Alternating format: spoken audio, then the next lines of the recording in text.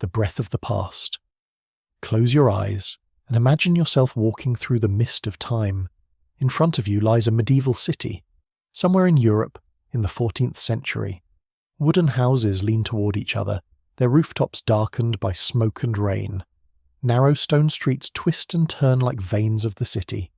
A church bell rings in the distance, its echo rolling softly through the morning fog, as if calling the souls of the town to wake. But the first thing you notice isn't the sound, it's the smell. A thick, heavy scent that clings to the air, creeping into your breath and filling your chest with something ancient, raw, and real. This is not the fragrance of flowers, but the breath of the Middle Ages itself. The streets of stench. You step forward, slowly, your boots touching the uneven cobblestones. The morning mist clings to the air, heavy and damp, but beneath it, there's something else. A sour, choking odour that seems to rise from the ground itself. This is the smell of the medieval street, the true scent of life in the 14th century. There are no sewers here, no drains, no pipes to carry waste away. Every drop of dirty water, every scrap of refuse, every bit of what people didn't want anymore, was simply thrown out the window. Above your head, the wooden shutters creak open. A woman leans out, her hair tied up in a scarf darkened by smoke. Without a word, she tips a bucket, and a stream of murky water splashes into the street below. Bits of food, soap, and something else. You don't want to look too closely.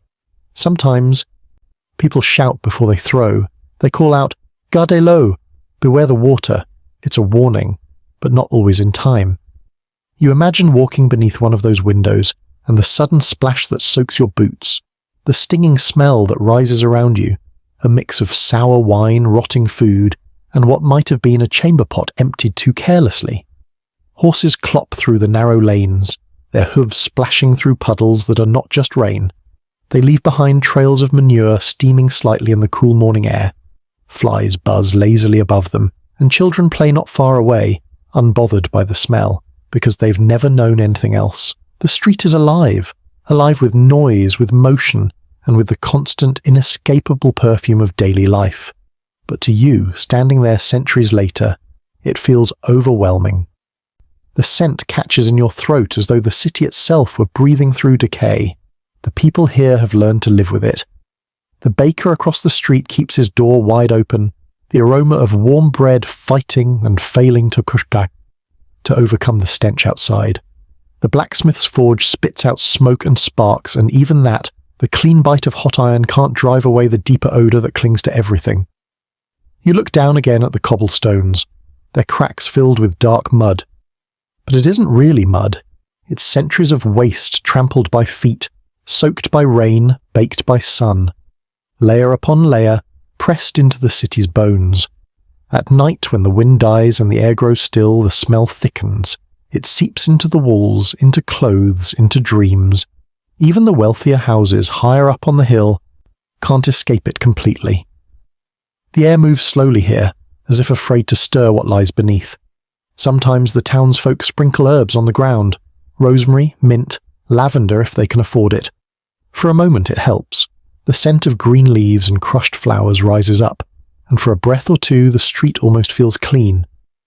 But soon the sun warms the stones again, and the sweet smell fades, replaced once more by the city's true perfume. And as you walk farther down, you notice the gutters running along the centre of the street.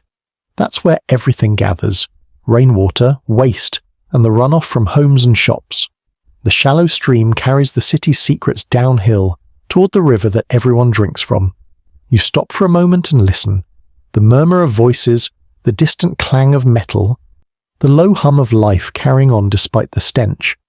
For them, this is normal. This is home. They don't smell what you smell. They smell bread, firewood, leather, horses, and the smoke from their neighbour's chimney. To them, the city doesn't stink. It simply lives. You close your eyes for a moment.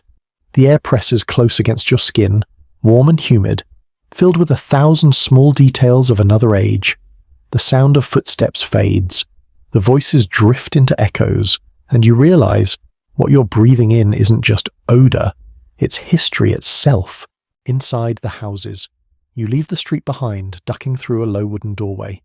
The air inside feels heavier, still, thick, and strangely warm. This is a medieval home. Dark beams stretch across the ceiling, their wood blackened by years of smoke. A single window lets in a pale slice of light, but most of it is blocked by layers of grime and soot. At first, the quiet feels comforting, but then you notice the smell. Not sharp like outside, but deep and everywhere. The walls are made of wood and clay, and they've absorbed everything that's ever happened here. Smoke from the hearth, steam from boiling stews, the sweat of generations who lived and died in these same rooms. It's the scent of a life lived close to the earth, raw, human, and honest. But to your modern senses, it's overwhelming. You look around. There's no bathroom, no running water. A wooden bucket sits quietly in the corner. That's the chamber pot. When it's full, someone will take it outside and empty it into the street below. The bed is stuffed with straw, covered in rough wool blankets. You can almost hear the soft rustle of insects inside. They too are part of life here. The air smells of smoke and sweat, but also of food. Thick soup simmering over the fire, bread baked earlier in the day. That scent clings to everything, the furniture, the walls, the people themselves. Clothes hang from a line above the fire, trying to dry, but they never really lose their dampness. Moisture seeps into the fibres, mixing with the smoke, until every shirt and cloak carries its own story, told in scent. In the corner, a woman kneads dough. Her hands are rough, her apron stained. She hums softly, a song that echoes off the small walls. The rhythm of her movements seems to belong to the house itself. Steady, patient, eternal. A child sleeps nearby, curled beneath a blanket that smells faintly of hay. You can hear his slow breathing, see the rise and fall of his chest. It's peaceful here, and for a moment, you forget the filth and the smell outside. But even in this calm, the air never feels truly clean. The fire crackles, sending thin curls of smoke toward the ceiling. The smell of burning wood mixes with the scent of tallow candles. Animal fat melted and reused again and again. When night comes, the family will gather near the fire. The warmth will keep them close, but it will also thicken the air until the whole room feels like it's breathing with them. Their laughter, their whispers, the sound of spoons against wooden bowls, all of it will blend into the soft hum of the house. Outside, the city sleeps, but inside these walls the scent of life lingers, not just on skin or clothes, but in the very bones of the building. And as you stand there listening to the quiet crackle of the fire, you realize something. To them, this isn't filth, this isn't unpleasant, this is home. The smell of smoke means warmth. The smell of food means comfort. Even the sour hint of sweat and earth, it means life. You take a deep breath, and for just a moment, you let yourself accept it. The weight of history, the closeness of another age, the scent of being human are raw, imperfect, and alive. The human body and its smell step outside again, and this time notice the people passing by. Merchants, peasants, children, monks, each one carrying their own invisible cloud of scent. In the Middle Ages, the human body had its own story to tell, and that story wasn't written in perfume or soap, but in the very air around each person. Bathing, something so ordinary for us, was once seen as dangerous. People believed that warm water opened the pores, making the body weak and vulnerable to disease. To bathe too often was to invite illness. So most didn't. A few drops of water to wash the face and hands, perhaps. But full baths were rare, reserved for the wealthy or the brave. And even then, the water was shared by several members of a household. The cleanest first, the dirtiest last. Imagine a large wooden tub in the centre of a small room. Steam rises slowly, carrying with it the smell of wood, sweat, and soap made from animal fat. A single candle flickers nearby, its flame trembling in the damp air. That's what clean once smelled like. For everyone else, there was no escape from the body's natural scent. Clothes were worn again and again, sometimes for months without washing. Underneath layers of wool and linen, the skin grew warm, damp, and alive with its own perfume. To cover it, people used herbs, rosemary, mint, sage, or small cloth pouches filled with lavender, tied to their sleeves or hidden beneath their clothes. The wealthy carried pomanders, tiny metal balls filled with spices, hung from chains at their belts or wrists. When they moved, a faint trace of cinnamon and clove followed them, mingling with the less pleasant truth beneath. But even these scents couldn't last. By midday, the smell of sweat returned, sweet, salty, human. A reminder that no matter how rich or powerful you were, you still shared the same air as everyone else. In crowded places, markets, taverns, or churches, the mix became something else entirely. Hundreds of bodies pressed close together, breathing the same heavy air. The scent of leather, smoke, and unwashed skin hung like a fog you could almost see. Yet strangely, no one seemed to notice. They laughed, prayed, ate, and lived as though the smell wasn't even there. Because for them, it wasn't filth. It was life. The scent of work, of survival, of simply being human.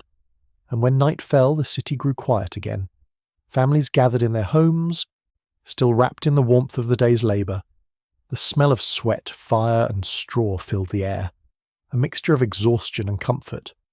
Perhaps a mother lit a small stick of incense, a father poured a little wine, and for a few moments they forgot the world outside.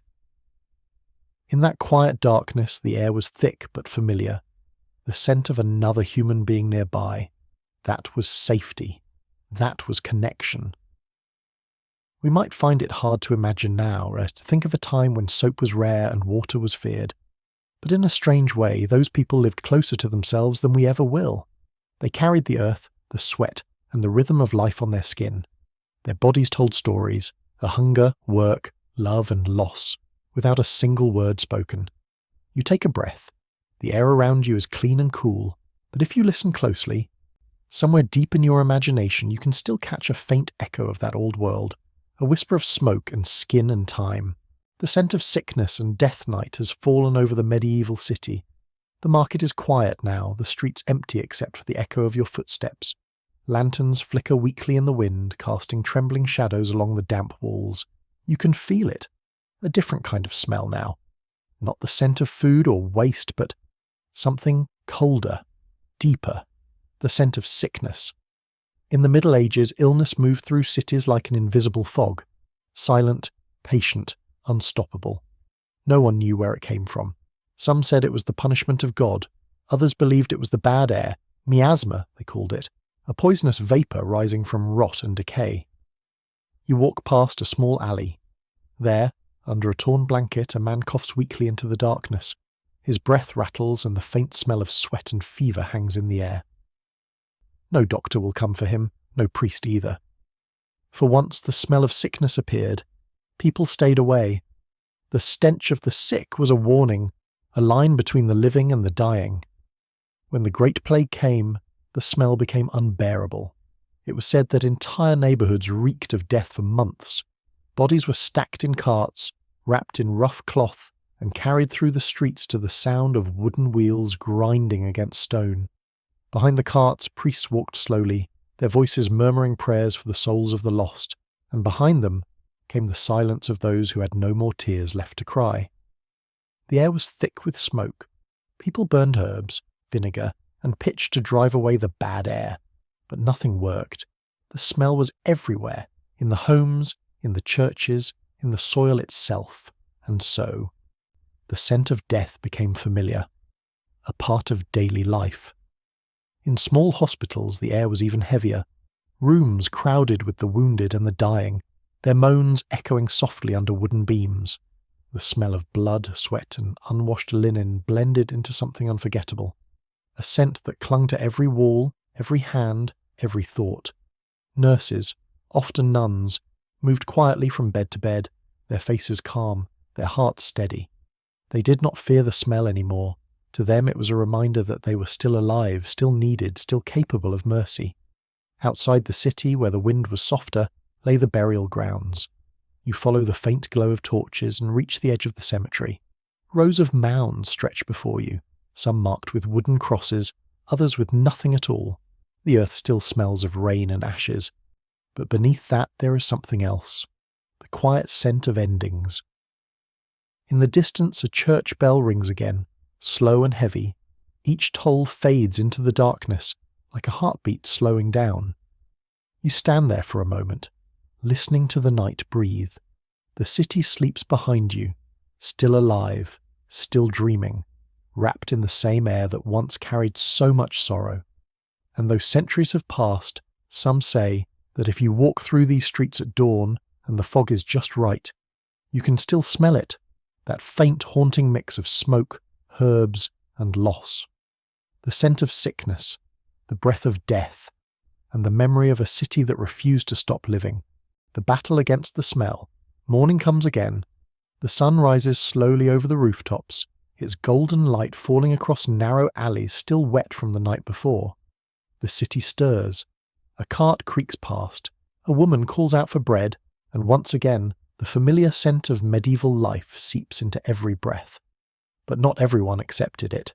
Even in those days, people longed for something cleaner, something sweeter, a way to escape the odour that followed them everywhere, and so began the quiet war against the smell. It started in the small chambers of the wealthy. Noblewomen sprinkled rosewater onto their sleeves, dabbed lavender oil behind their ears, and kept sachets of crushed herbs hidden in the folds of their dresses. Perfume was not simply a luxury. It was protection. A shield against the invisible. A belief that sweet scents could drive away disease and sin alike. The air in noble halls was heavy with aromas: cinnamon, clove, myrrh, and musk, all blending together like a dream. Candles burned slowly, melting wax dripping over silver holders, while servants brushed the floors with mint water to keep away the stench from the streets below. Even the doctors of that age carried perfume in strange bird-shaped masks, filled with herbs and vinegar. They believed the pleasant smells could block the bad air that carried death. And perhaps, in some way, the scent gave them courage, a small illusion of control in a world they did not yet understand. In the markets, too, the war against odour took many forms. Women hung garlands of dried rosemary and sage, men burned bundles of pine and resin, sending fragrant smoke curling into the air. It was said that when the bells of the church rang and the incense rose with the prayers, the smell of holiness could cover the stench of the world, if only for a moment. Churches became sanctuaries of scent. Inside, the air shimmered with frankincense and myrrh. The stone walls absorbed it over centuries, until even silence smelled sacred. For many, that fragrance was the closest thing to purity, a reminder that heaven might still exist beyond the filth of earth. But outside those holy doors, the city still breathed its darker perfume.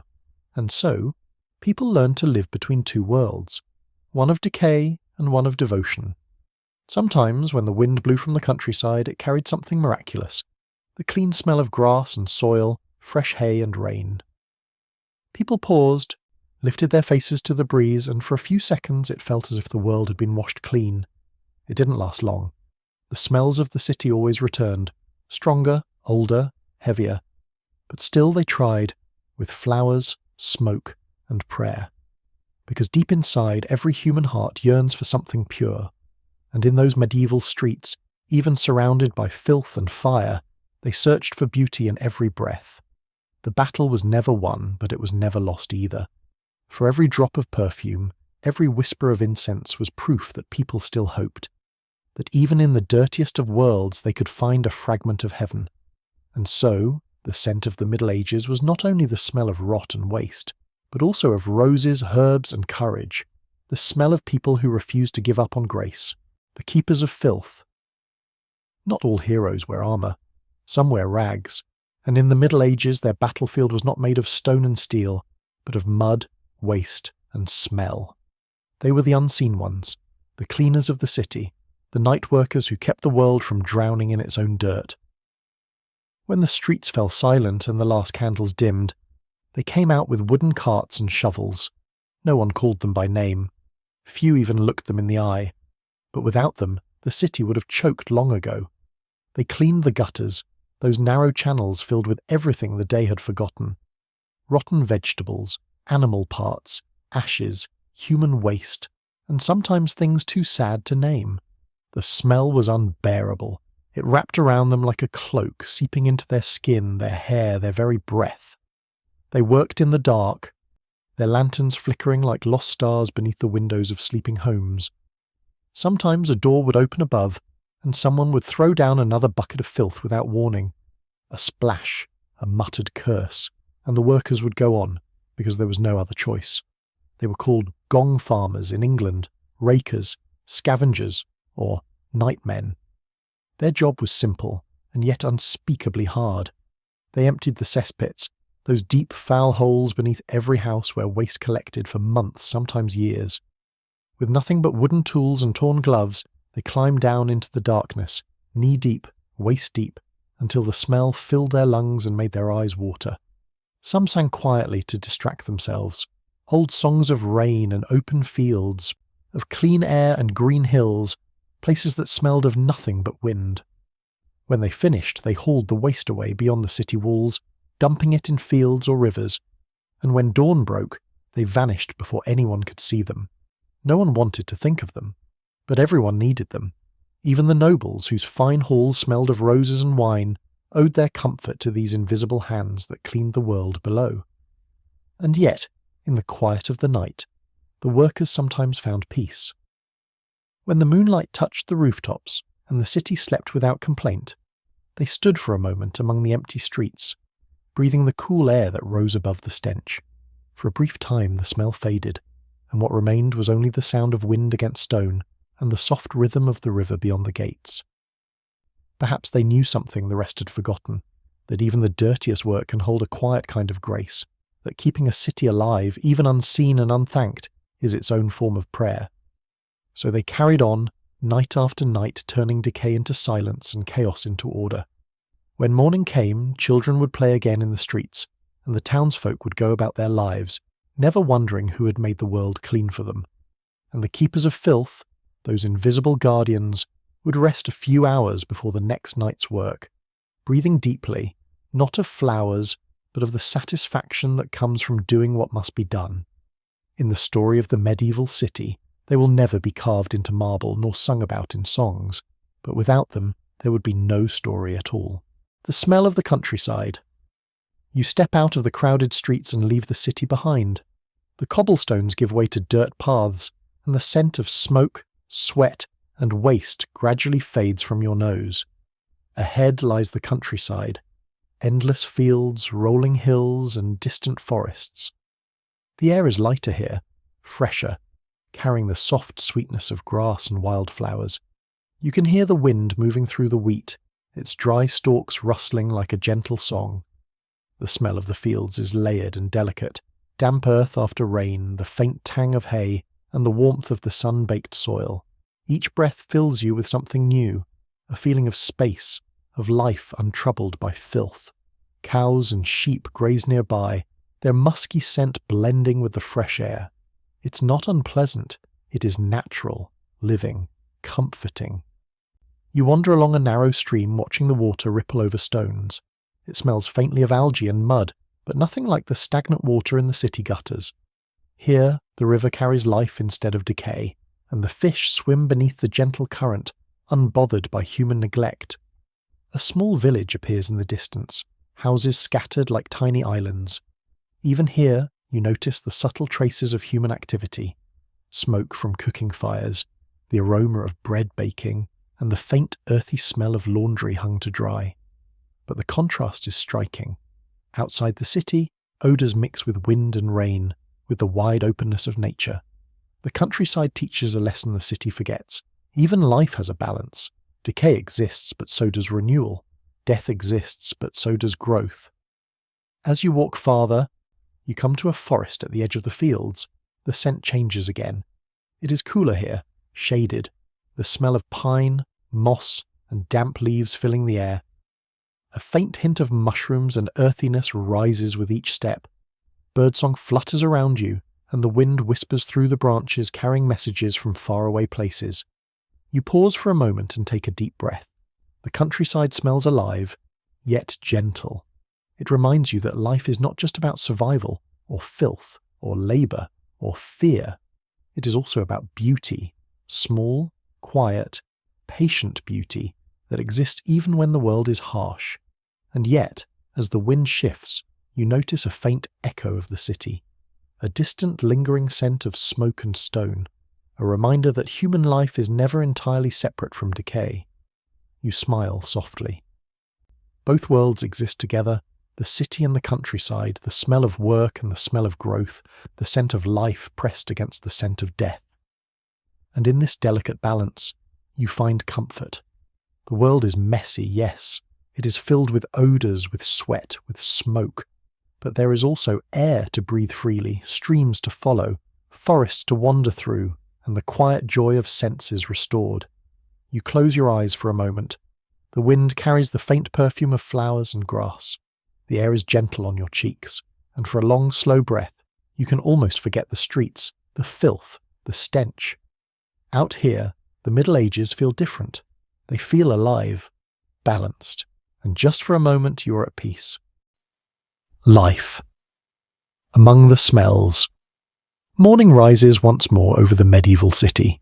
The streets are alive again, but this time you pay attention to the rhythm of daily life. Children run barefoot across the cobblestones, their laughter cutting through the thick morning air. They dodge carts, animals and puddles, playing simple games that have lasted generations. Their clothes are patched and worn, but their smiles are bright, and for them, the smell of the streets is nothing unusual. Women sweep the thresholds of their homes, scraping mud and filth from the doorways. They hang laundry to dry, its damp scent mingling with the aroma of bread baking in ovens. Some hum quietly, a tune that softens the edges of the city's harsher odours. Men carry baskets of produce, or lead animals through the streets. The scent of hay, sweat, and leather clings to them, and when they pass, the air shifts like a moving tapestry. Everything is alive. The work, the movement, the smells that rise and fall like waves on the shore. Market stalls brim with goods. Spices from distant lands mingle with the smell of cheese and meat. Fresh herbs hang in bunches, their fragrance battling the tang of rot nearby. Sellers call to customers, voices rising and falling in a rhythm that echoes through narrow alleys. Even in the filth, there is life. A baker's apprentice scrapes dough from a bench, the scent of yeast and warmth filling the corner of the street. A tanner stirs a hide in a vat of lime, and the acrid smell rises but does not dominate. It becomes part of the city's song. The city is a mosaic of scents, some harsh, some sweet, some barely noticeable.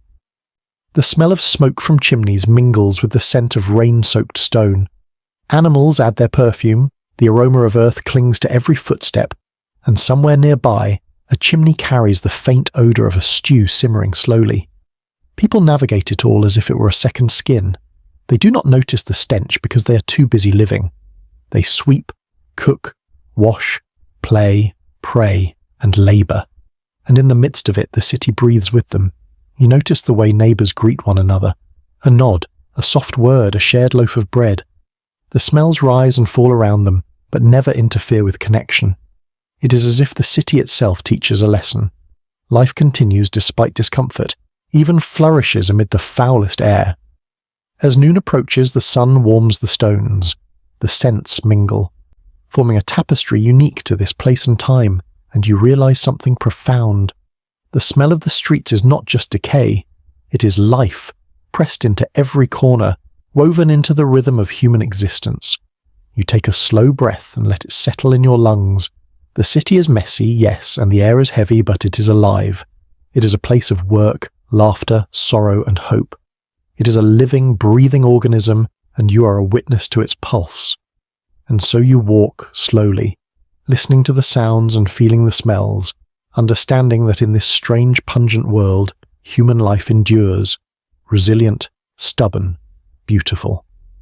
The streets may reek, but the city is alive and its heart beats steadily, in rhythm with the steps of every soul that calls it home. The memory of smells. The day draws to a close. The sun sinks low behind the city walls, casting long shadows over the cobblestones. A soft golden light falls on the rooftops, and the streets grow quiet once more. You take a deep breath, and the smells of the city surround you. The smoke from chimneys, the faint sweetness of herbs, the earthy tang of animals and humans alike. It is overwhelming at first, but slowly you begin to understand. Each scent tells a story. Each aroma carries a memory. Every whiff is a thread woven into the fabric of life in this medieval city. The market smells of bread and cheese, and the laughter of children still lingers in the air. The tanner's alley reeks of lime and hides, but it also carries the quiet pride of hard work. Even the scent of waste, so harsh and unavoidable, reminds you that life is messy, but life persists. You think of the keepers of filth, who worked silently through the night, their hands raw, their bodies heavy, ensuring the streets could breathe by morning.